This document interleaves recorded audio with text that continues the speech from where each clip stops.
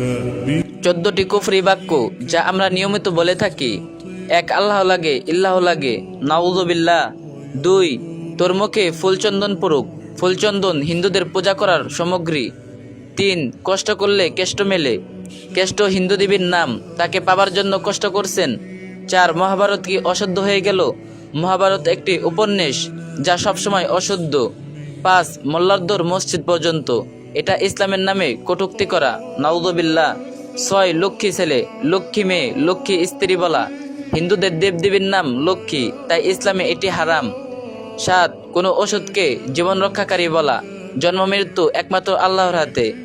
8. দুনিয়াতে কাউকে শাহেনশাহ বলা, এর অর্থ রাজাদের রাজাধিকার।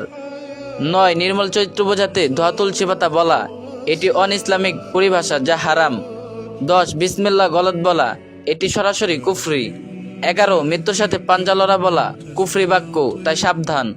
12. মধ্যযুগ বর্বরতা বলা, মধ্যযুগ ছিল ইসলামের স্বর্ণযুগ। 13. মন ঠিক থাকলে পর্দা লাগে না, ইসলাম ধ্বংসকারী মতবাদ। 14. নামাজ না পড়লেও ইমান ঠিক আছে বলা, ইসলাম থেকে বের করার মূলনীতি। তাই মুসলিম ভাই ও বোনেরা, যখন কথা বলবেন খুব সাবধানে কথা বলবেন, আর এসব কথা ভুলেও মুখে আনবেন না। হাত জোর করে বলছি, আল্লাহ তাআলা আমাদের সঠিক বুঝদান করুন, হিদায়াতের উপর অটুট রাখুক, আমিন।